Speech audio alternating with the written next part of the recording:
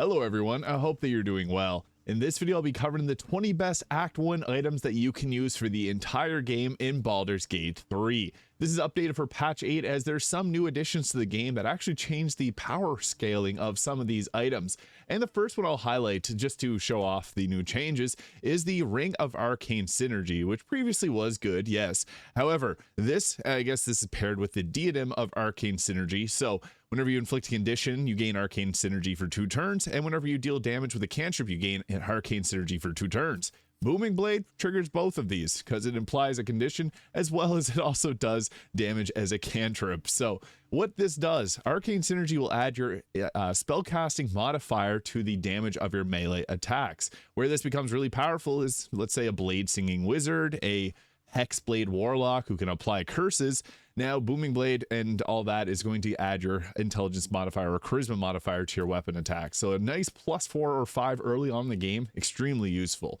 And this previously was good. It definitely was a good item, but what makes it even crazier is the addition of Booming Blade. So yeah, as long as you go ahead and attack someone, you're going to get this stacked up here. Booming Blade, I'm sorry Astarion, didn't hit him. So whenever we land a shot with that, you can see here we got our Arcane Synergy there. So sorry Astarion, that was the damage from our cantrip here that stacked up and gave us additional damage. It makes our hands glow red. Up next, we got the Gloves of the Growling Underdog. This is an extremely useful item because if you're surrounded by 2 or more foes, you get advantage on melee attack rolls. Now, the entire game, you're likely to be surrounded by 2 or more foes, especially if you're a frontliner like a fighter, a paladin, even a Hexblade Warlock. You're going to get surrounded often. So the advantage from this, extremely useful for a variety of reasons. This is something you can act and use throughout the entire game, especially since the glove selection is a little bit weaker than boots or chest armor or even some headpieces. So not a super highly contested area for some, so that makes this a very useful item.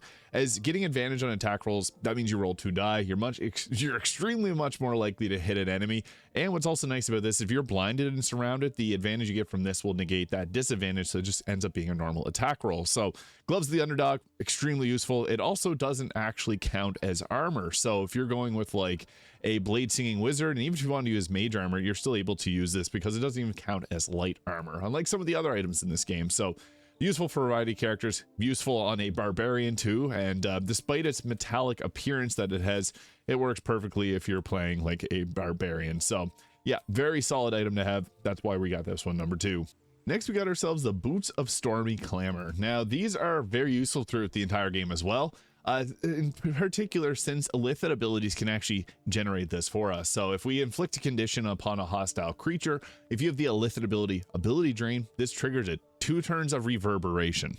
Now, what reverberation does, it gives a -1 to strength, constitution, and dexterity saving throws. So if, like fireballs of dexterity saving throw, very useful to have. But when you have more than 5 turns of reverberation on a target, it can make the target take a 1d4 of thunder damage, and they have to do a 10dc constitution saving throw or to become knocked prone. What's also cool about this is it actually stacks a little bit differently, and you can actually end up knocking the target down for 2 turns due to how reverberation works on knocking targets prone. It can end up being a little bit different, so it's honestly not a bad thing to go with, especially since there's other items like the Gloves of the Belligerent Skies and the Ring of Absolute Force, which deals additional thunder damage to targets, and you can get this all in Act 1 as well. So they all pair very well together, as you can be a thunder mage and knock targets prone really easily. So just had to highlight this one here next. And the next one that we got is the Staff of Arcane Blessing. So Shadowheart here has an item equipped, the staff there, which the big thing is Mystra's Blessing here. This gives an additional 1d4 bonus to saving throws and weapon attack rolls. That's normal for Bless. However, it also gives an additional 2d4 to spell attack rolls. It's the only way you can get that. So it makes it very useful for the entire game because that Bless can really help out with landing shots. You can apply this to 3 people. You're typically going to have 2 to 3 spellcasters. So this is extremely useful because in addition to the normal benefits that you get from Bless, you also get that Mystra's Blessing as well. So boom, Mystra's Blessing, 1d4 bonus to saving throws and weapon attack rolls, an additional 2d4 to spell attack rolls, and the regular old Bless as well there. So that really does add up. So you can see it here on something like our Scorching Ray. So we have our attack roll, we rolled a 19, got +3 from a proficiency bonus, +2 from Bless, +2 from Mystra's Blessing, and our charisma modifier added to it as well. So that could be really nice. You can get a potential 8 added to your die roll, which makes it so much more likely you're going to land your shots. Even with our disadvantage here, we're still able to get a hit off, so that is really nice. Scorching Ray being one of the few spells that does benefit from that spell attack roll. Something like Magic Missile doesn't actually do an attack roll, but your cantrips like your Rays of Frost and Bone Chills, they all have the attack rolls there. You can see that whenever you mouse over the icon, it'll say if it has a save or a attack roll. It also has this super cool appearance on your character, so not only that, you get the regular old bless, so yeah, awesome. Next, we got ourselves the Woundrous gloves, and I'll also tie this up with the Arcane, our bracers, our defense, because both of these will give us an increase to our armor class. This requires you to not have any armor equipped and not have a shield. This works actually perfectly in the new Blade Singing Wizard because they can't use a shield either. There is other gloves that could be contested for the wizard slot here, but the +2 to armor class stacks with mage armor can give Gale a pretty good armor class here. And then when he goes in his blade song, it goes up to a 21 armor class. So very useful. Same thing goes here. The Woundrous gloves gives you a +1 to your armor class. In addition, if you have bardic inspiration, so if you're a bard, you get an additional use of your inspiration, which is very nice. This is obviously best on a bard, but anyone can benefit from a +1 to their armor class, especially early game when you don't really have many other options. So for anyone that's trying to min-max their armor class, this is not a bad choice for a variety of reasons. You could literally use this for the entire game, and it's available at the Grimforge. So yeah, both of these kind of combined into one, depending on if you want to wear a shield or not, and if you got other types of armor, because this can't use armor as well. The next item I want to go on about is the boots. So we got Disintegrating Nightwalkers here. These, for a variety of reasons, Misty Step being a very valuable spell, so you can get this per short rest. That's 3 of them. Boom. Misty Step is incredibly useful on your frontliners again, so like a barbarian, a fighter, a paladin. But the other benefit is you get the Nightwalker ability, so you cannot be enwebbed, entangled, ensnared, and cannot slip on grease or ice. That is a lot of benefit for a couple boots. So enweb isn't super common in the game, especially after the point in which you get it, but entangled happens, ensnared definitely happens. A lot of characters have ensnaring shot. Can't slip on grease. You can definitely still use grease, but ice is the big thing here, especially if you got other casters on your team. This is great on your, again, frontliner, barbarian, fighter, as they can move around freely. They got Misty Step for that extra bit of mobility, and you cannot knock them down. This is super useful and probably one of the items that you could definitely get away with using for the entire game. But of all the items in here, I think this benefits greatly to any of your frontline characters that need extra movement speed. Not an item that I'm including on this list, but Crusher's Ring also works pretty well here for that +3 to your movement speed. So if you have someone like a barbarian that needs to get in and start blasting, boom, this got you covered right here. If you're going to roll with a cleric or the new Oath of the Crown Paladin, one of the best items in slot for that would be the Luminous Armour. Whenever the wearer deals radiant damage, they cause a radiant shockwave. So any radiant damage we do, it's going to apply radiating orbs. Radiating orbs give a -1 to attack rolls. You can stack up to a -10.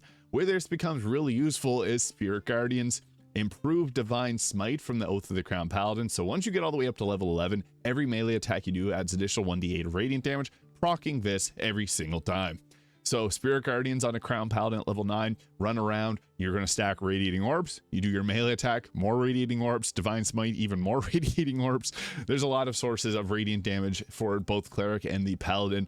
For anyone else, it's not that great. I mean, if you wanted to multi-class and go with the Star Druid, you could kind of make some use out of that, but the biggest benefit is really just stacking that up to a -10 to attack rolls. This is the perfect and best in slot for the Light Cleric, but I would also argue very useful for the Oath of the Crown Paladin, especially if you're using one of the weapons like Phalar Aluve, which we'll be getting to later on in this video. So yeah, Radiating Orbs, big money, super useful.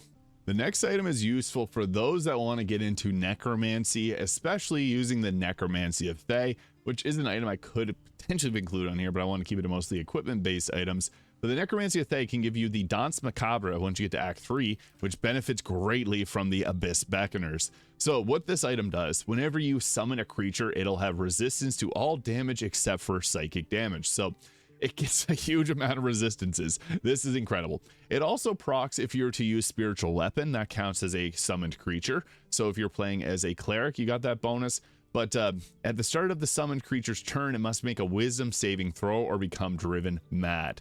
Now that is obviously a big problem because when they're mad, they'll start attacking you. We don't want our own summons to turn against us. There's no point in expending spell slots when they're trying to take us out too.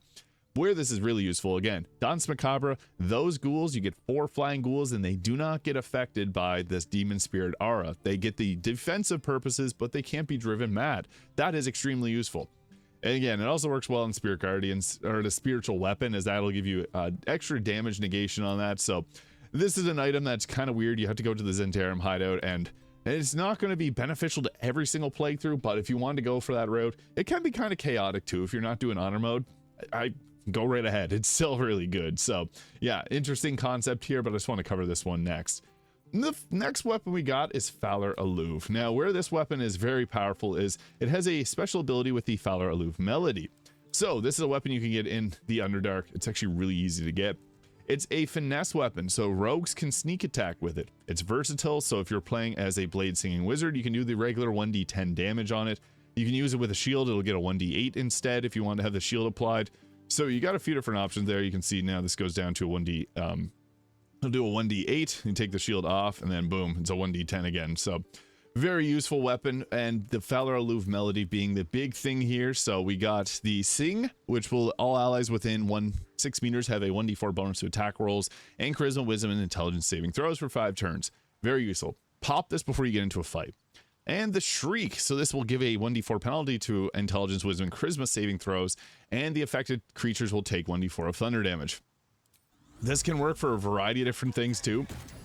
So getting the sword to Shriek before you go into combat, very nice, because yeah, it can just apply a negative effect to the enemies to make them take damage, and that damage can literally stack a bunch of different effects off it. So very useful for buffing, or you know, if you want to go offensive. What's also nice too is it goes well on the light cleric, because you can stack up some bonuses from that, but it's a finesse weapon, so you can use your dexterity, and then you can go with the luminous armor. It's a great sword. Variety of different characters can use it. The blade singing wizard, a rogue can use it, the cleric can use it. There's a lot of good that comes from this weapon, and it's definitely one that'll carry you all the way through the game if you wanted to use it. The giant barbarian is the newest thrower on the block, and we already had a really great thrower with the throw zerker, which I still think might be the better of the two. But one of the biggest benefits of Act 1 is you get the ring of Flinging. This adds an additional 1d4, a bonus to throw damage. For a barbarian that doesn't really have as many items that are contesting for this spot, this gets 2 thumbs up from me. Additional 1d4 throwing damage, massive, especially in early game. Now what's funny is this ring is green in normal modes, but in honor mode it becomes rare, so it changes rarity, similar to some of the other items like the Caustic Band here. But yeah, bonus to throw damage, this is invaluable on your throwers. Even if you go with the Eldritch Knight, who got the new booming blade, making them very powerful there. Yeah, this is just great. In addition, this isn't really part of the list, but I want to count this one too. The Gloves of Inhibited Kashigo will also add a 1d4 bonus to damage with throw attacks and attacks made with improvised weapons. So these two are great on the Berserker Barbarian, but also on the Giant Barbarian for the extra throw damage. But I would say the ring is better, because there are some other items like you can get later on that will benefit your throw attacks too, like the Helldust Gloves, which is one of the best items in the game. It'll add additional necrotic damage, and your throws can cause bleed if you use it, due to how the game treats throwing attacks as unarmed attacks, because there's no weapon in your hand whenever you do the attack roll once the weapon leaves it. So yeah, all the unarmed basically items in the game can benefit throws as well. But yeah, for a ring, the Ring of Flinging is incredible, especially if you wanted to pull up and throw your weapons around.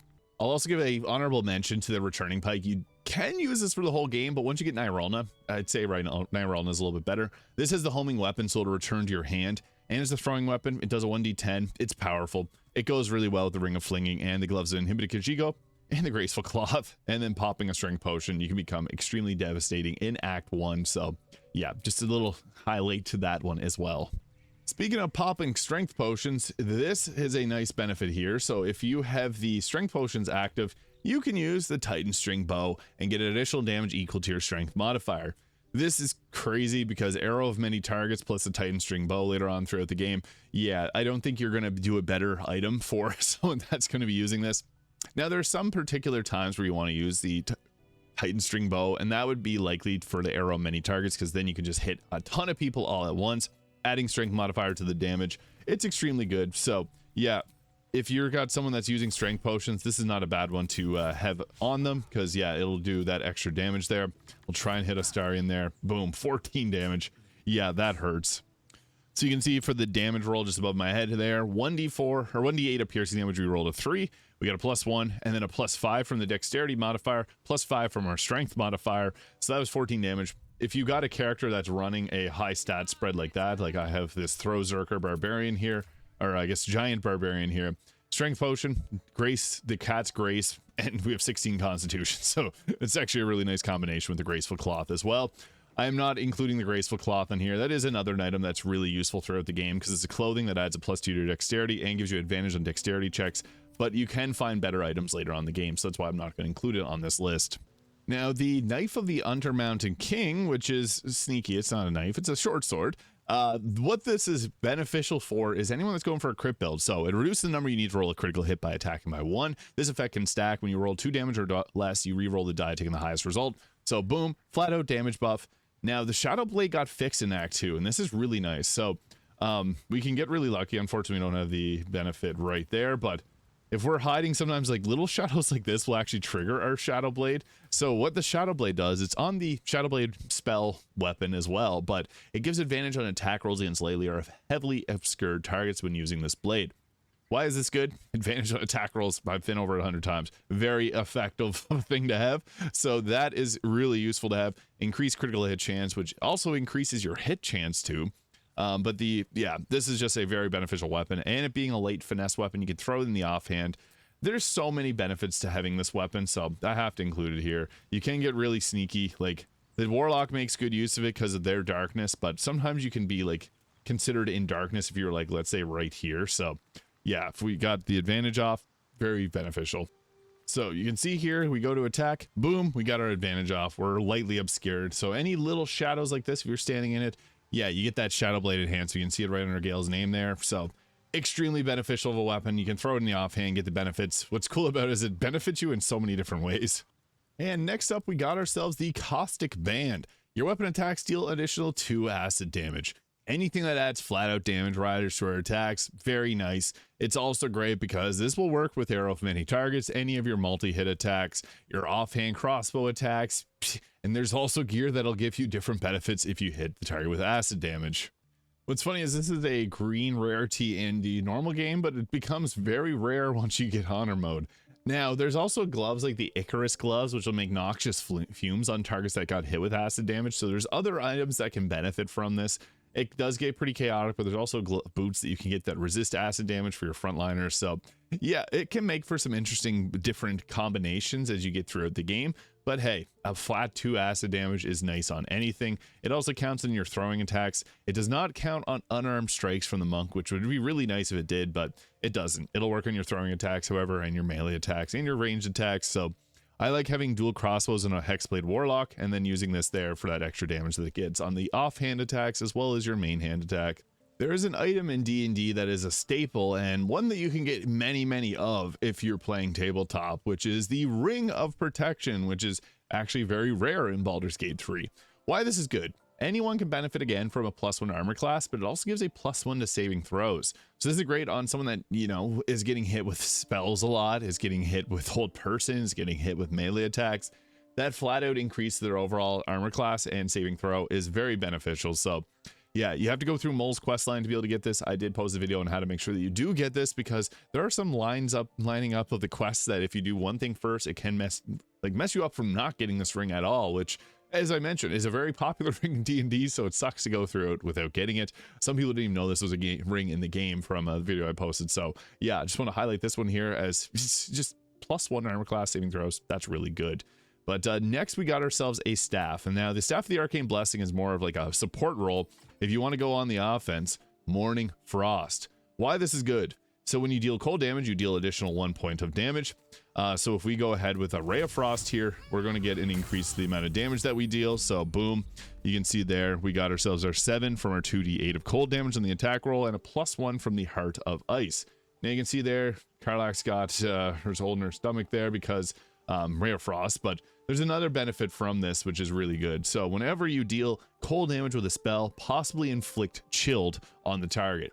Now, what's good about chilled is the target will become vulnerable to cold damage. So that means they take double cold damage. So if you were to start off with a Ray of Frost, boom, apply your Insidious Cold, then follow it up with a Cone of Cold, that'll do double damage. Also, if the target is chilled, you can apply water to them and freeze them for a turn. Now, there is a little bit of a weird interaction in the game where freezing will actually disappear on the target's next turn. However, if you get the Winter's Clutches here, this isn't part of my top 20, but I'm just going to include it here because it works synergetically. So when the wearer deals cold damage, inflict 2 turns of encrusted with frost on the target. That is very beneficial because that will actually make the frozen last for 2 turns instead of 1, so the target will miss their next turn as well. When a target's frozen, bludgeoning, thunder, and force damage will all do double damage. So your Disintegrate can just blow through them. Obviously, that's a late game, but Shatter, also very powerful spell. It's thunder based. So thunder, force, and bludgeoning damage. If you got a melee hammer, it will get rid of the frost though, but Winter's Crutches and the Mourning Frost go together well. The Mourning Frost is just one that you can go with the whole game because it gives you the Ray of Frost cantrip yourself there, so you also get that. Yeah, it's an extremely beneficial item, and it's a little bit challenging to get, so make sure you don't miss out on it because it's so useful. Now, despite this weapon also being a great way to piss off Astarion, the Blood of Lathander is an incredible weapon because it gives you a few benefits that are very useful in Act 2 and even the end game. So you get yourself Sunbeam. This is a level 6 spell you can get in Act 1. That is crazy. So it blinds all creatures in its path. It has a huge radius there, so boom, you can go with that. They saved on it and they took a bunch of damage from it. So yeah, that is very effective in and itself, getting that big 68 of radiant damage, which again goes well with some of the luminous gear that we got in the game. But its other main benefits. So once per long rest, when you're reduced to 0 health points, you regain 2 to 12 health points, and all allies within 9 meters also regain 1 to 6 health points. This also stacks with some of the other items like the Whispering Promise and the, if you have the Hellrider's Pride here, which gives bludgeoning, piercing, slashing damage resistance, so you can give that to yourself and to your entire team if you go down. But it also gives you light in an area, which makes fiends and undead standing in the light become blinded unless they do a Constitution saving throw. You can also toggle that off, but there is some other items that you get in the game that benefit from having light. So you want to have this weapon out because it's just super beneficial for all those benefits that it brings. So boom, you can have that glowing mace on your back.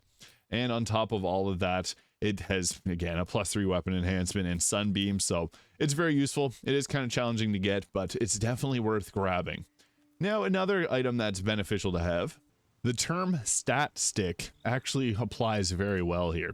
That is the Club of Hill Giant Strength, which you can throw onto your offhand. So with this, you get the Splinter of a Giant Might. So it sets your strength to 19.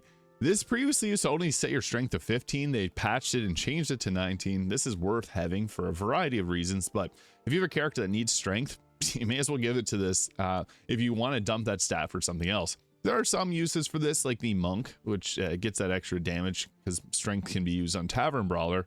Personally, I haven't been able to get this to work properly, but you can get it, I guess, to switch so you don't have a main hand weapon, you have an offhand weapon. I think it was patched potentially, but I've been told that it can still happen. I'm just not sure how to do it, but hey, an additional strength is nice on really anybody. So yeah, anyone that can get benefit out of it, it's an item that you can pretty much carry through the entire game just because that benefit is so nice.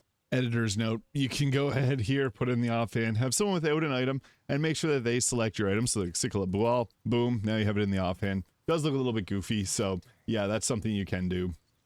Getting yourself that unarmed strike, but then you hold that in the offhand like a goofy goofball. So yeah, you can put this in the offhand, make your monks get that extra benefit. Now in Act 1, there's not a lot of shields that are usable to the end game because you get most of the best ones later on in Act 2 and Act 3. But this one here is pretty solid. If we got ourselves the Adamantine Shield, which gives a +2 to armor class. When attack misses you, you apply Reeling for 2 turns. This goes great on a light cleric because the light cleric stacks up the radiating orbs, which do the same thing as Reeling, gives them -2 attack rolls. But whenever they miss you, which they're likely to from Spirit Guardians applying the -2 attack rolls, this will also send them Reeling for 2 turns. So very, very beneficial. Attackers also can't land critical hits on the wearer, and that's nice. So that eliminates one of the ways that someone can hit you no matter what. So if you have a high armor class, that's beneficial. If you got them with a lot of negatives to their attack roll, that's useful. But that Reeling is really the best thing. It also does pair well with the, if you got the Adamantine Scale Mail. I'm not going to include that. I only wanted to include one Adamantine item, but this is a good one. He does get replaced later on into the game, usually, but gives a -1 to damage. Melee attack hits you, it sends the Reeler attacking Reeling for 2 turns. That -2 to attack rolls, disadvantage on stealth, and can't be critically hit. I think the shield's a little bit better, and it's not as contested. So yeah, the shield is something you could use for the entire game if you wanted to, especially on some that are like light clerics that get that extra benefit from it. So super useful. I mentioned previously that reverberation is really nice. Now the gloves of the Belligerent skies. I think this works best on a Tempest cleric, but it can work on anybody. When the wearer deals thunder, lightning, or radiant damage, inflict 2 turns of reverberation on the target. Again, you can use Spirit Guardians to proc this, you can use Guiding Bolts, you can use any thunder or lightning damage spells, and reverberation when paired with the boots of Stormy Clamour can go crazy, especially if you got ability to apply a condition. You can stack a bunch of reverberation very quickly and easily. So yeah, this item is very useful. Reverberation knocks the target prone. As I mentioned, sometimes the special prone that gets inflicted by the gloves of Belligerent skies will make the target skip their turn, so it's an extra amount of actions that you can take for them, and for that reason I have to put this on this list as one of the best items here. Now we're getting close to the end here. Now we got ourselves another effective item for any type of cleric, but really anybody, because you can block this from a variety of different ways. So the Whispering Promise, when you heal a creature, it gets a 1d4 bonus to attack rolls and saving throws for 2 turns. Now this actually works well with another Act 1 item that is replaceable, the Amulet of Restoration, because you get yourself this mass healing word bonus action and the healing word. So you can constantly be applying bless to targets with healing and not have to worry about having a concentration. Yes, it only lasts for 2 turns, but boom, free level 3 spell you can get in Act 1. Not even have to expend a spell slot, and you literally give your entire team bless. That in itself is really good, but it's also good for a few other things. If you're, let's say, you take a potion and then you go throw, and you go boom. Let's say we don't even hit Karlach with it. We throw it on the ground there, and then Karlach goes and walks into it. She gets her temporary health points, and we get ourselves blessed for the 1d4 bonus attack rolls and saving throws. So very beneficial, because even if you're not a cleric, you can get benefits from that. If you wanted to play like Giant Barbarians or Throw Zerkers, can actually be kind of the best healer if you got a lot of money to buy health potions, and you can use this and the other items that benefit it.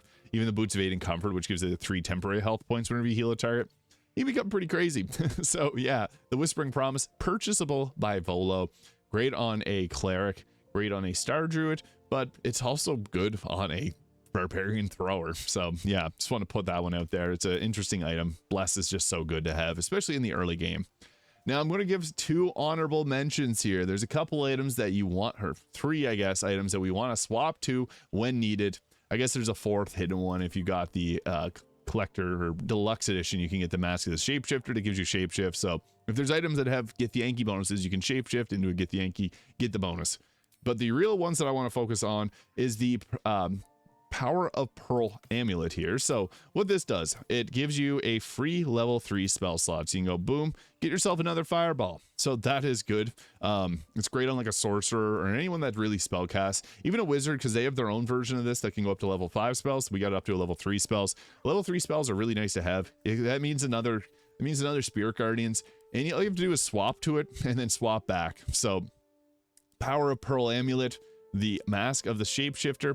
We also have the Silver Pendant, which you can swap to give yourself a free guidance. So if you have no one else that has guidance, if you're going into a dialogue, it might not be a bad idea to equip this to give yourself that at-will guidance.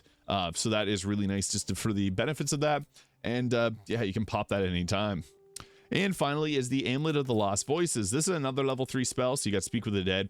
I highly recommend having this item and equipping maybe it to your hotbar, so you can just go whoop, whoop, and throw it on your hotbar. So if you ever want to equip it to give yourself that free Amulet of the Dead, Speak with the Dead, super useful. I think that this is an experience people should have in Baldur's Gate 3, because if you take her to target, like Auntie Ethel, for example, she has different dialogue depending if you leave her looted or unlooted in the game. So if you loot an item off of her, she's less talkative, but if you leave an item on her, it makes her a lot more crazy. So really cool interactions. I just want to highlight these 4 items, I guess. So Silver Pendant for guidance, the Pearl of Power Essence or amulet for that extra level 3 spell slot, Amulet of the Lost Voices for the free Dead, Speak of the Dead spell. I guess the Amulet of Sylvanas works too for Lesser Restoration. You could just swap to this, give yourself that free level 2 spell at any point in the game.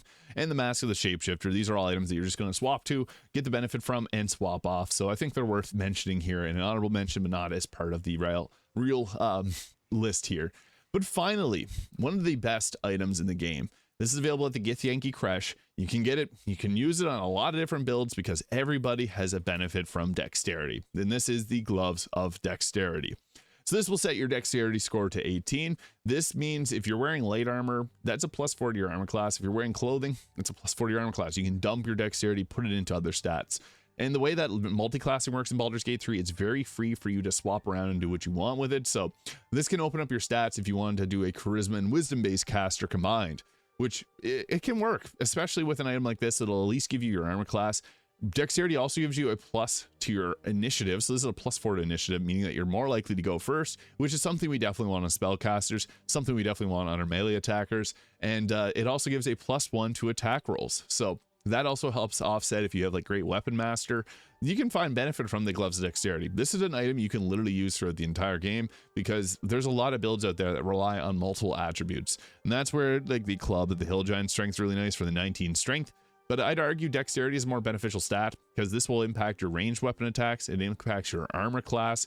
It impacts your initiative. Dexterity is one of the best in the game, so I have to highlight that one there. And yeah, I'll do a quick recap of all of the items that I covered here. So we first started off with the Ring of the Arcane Synergy and the Diadem of Arcane Synergy, the Gloves of the Growling Underdog, giving you advantage whenever there's 2 or more targets, the Boots of Squirmy Clamour for that sweet, sweet reverberation, the Staff of Arcane Blessing, getting us that Mystra's Blessing for our spell attack rolls, getting an extra 1d4 times 2, so 2d4, and also the Wondrous Gloves, free 1 armor class and Bardic Inspiration. The Disintegrating Nightwalkers, great on anyone that wants to run up and not have to slip on ice, land on their head, and also a free Misty Step. Luminous Armour for that nice radiating orb buildup, and that pairs well in like clerics and other radiant damage dealers. The Abyss Beckoners, that's the best in slot gloves for a spell, any type of spellcaster hybrid necromancer. The Phalar Aluve, one of the best light swords that you can get, or great long swords that you can get in the game. We also got the Ring of Flinging for a thrower, the Titan String Bro for anyone that wants to use strength potions and give you that extra damage with the ring of or arrow many targets. The Knightfall Undermountain King, one of the best short swords in the game. Caustic Band, a great ring that adds additional 2 damage to your attacks.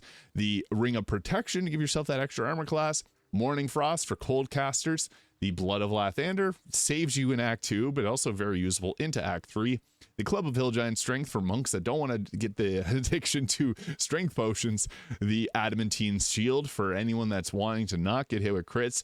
The Gloves of the Belligerent Skies to further stack that reverberation, and the Whispering Promise for spellcasters to bonus up and give bless to targets. Pearlescent Restoration, Silver Amulet, all those items I just spoke about, and finally the Gloves of Dexterity. So those are 20 items that you can use for the entire game in Baldur's Gate 3, all obtainable in Act 1. If you found this video useful, please hit the subscribe button below. Let me know what type of content you want to see next for Baldur's Gate 3, and I'll see you all in the next video.